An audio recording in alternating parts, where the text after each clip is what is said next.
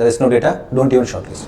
You need to look into the content rather than how it looks, how it's formatted. A text can lie, but the numbers can't lie. You need a person who has worked on complex problems if you're looking for a strong technical candidate. These matrices has to be done in the resume. I feel a resume should get its due respect.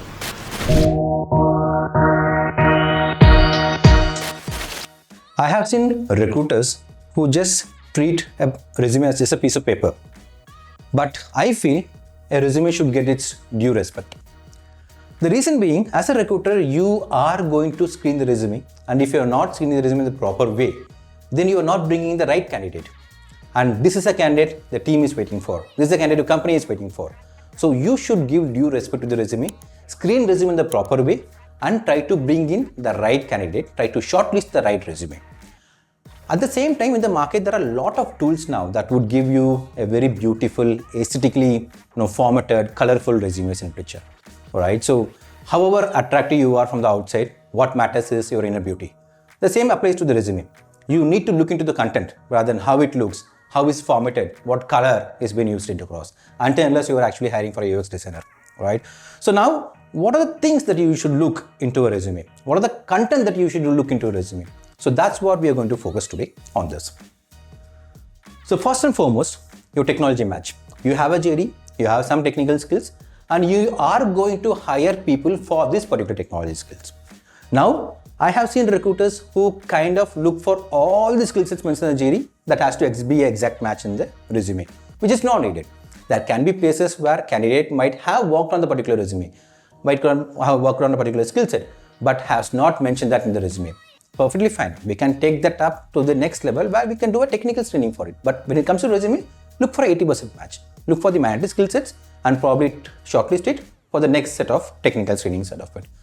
The second that you should look into is your text that the person has used in the particular project. Now, a person could have mentioned multiple technologies in his breadth of knowledge that he carries on tech side of it.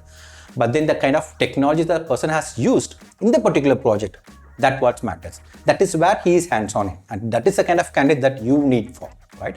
So you could have worked on, say, Python, Java, React, but in the resume, in the project, he has used Java. That means he is hands-on in Java. And you are looking for a Java candidate, then go ahead with it, right? The third that you need to look for is a project description. Now, why is it important, right? There are two things majorly. One, to write a project description, the candidate should know exactly on what project I have worked on.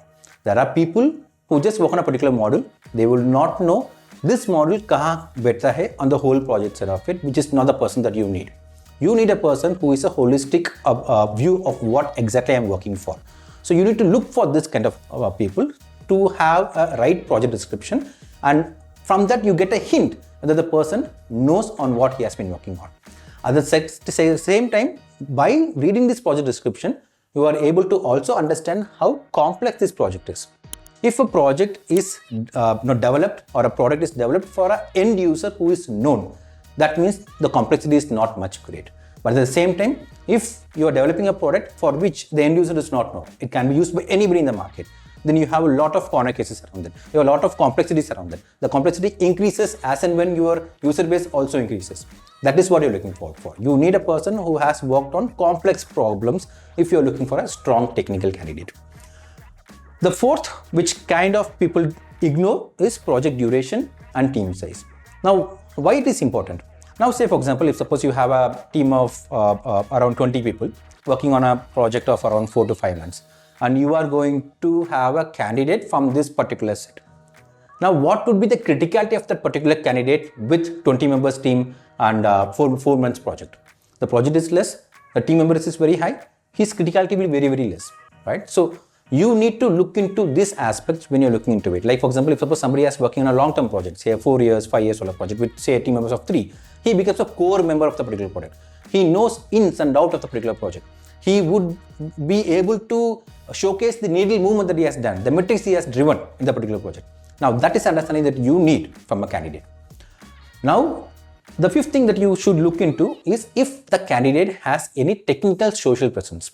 So when you say technical social presence, not Facebook, but the kind of competitive coding that he has, like his presence in places like LeetCode, HackerRanks, the kind of hackathons that he has done, the kind of prizes that he has won.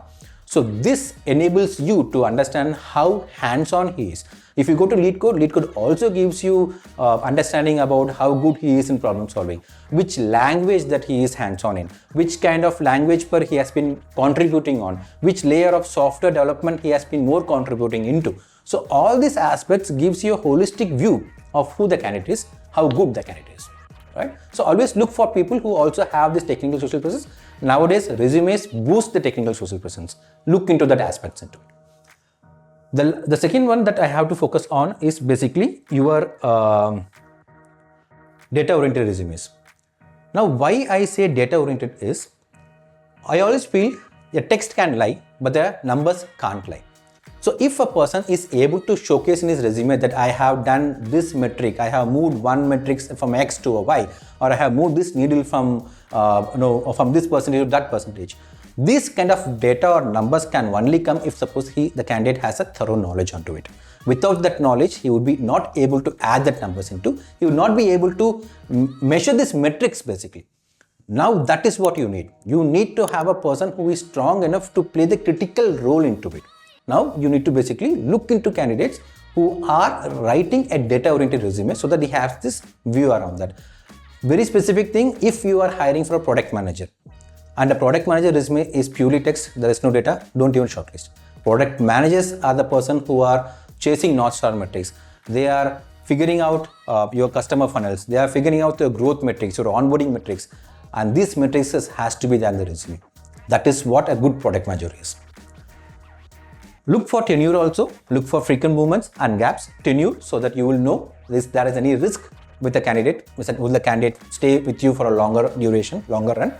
Frequent movements, again the same, where we will be able to figure out how much the candidate will be a value add for you as a team. And then gaps, in case in the whole career history, if there is any gaps, any genuine reason for that, right? Try to understand the genuine reason, try to see why the gaps are, and try to see how he has involved himself into these gaps in terms of upskilling himself or up-leveling himself around that.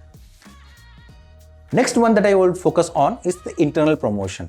Now, it is very easy for somebody to get a promotion when somebody is moving from one job to another. You can always bargain for a designation along with the salary, but it's very difficult for somebody to get a promotion internally. You need to prove yourself, prove the worth. You have to stand out of the team so that you get promoted. And that is difficult for you, right? And if a candidate has been able to get promotions in a span of say 2 or 3 years, that is what you're looking at. He has proven something, he has done some needle movement onto his current job, and that's how he has moved into it. So internal promotion is another thing. And last but not least, education. I'm putting it the last just because I don't believe education always gives you a right candidate. But there are some requirements where you also focus on education. For example, if suppose you are specifically looking for a very strong UX designer, you would look for somebody from that pedigree who has strong pedigree from say NID kind of a colleges, or in case if you are looking for a data scientist kind of a person, again a research PhD kind of a side of it, right? So for that particular requirement skill, you will also focus on pure education side of it.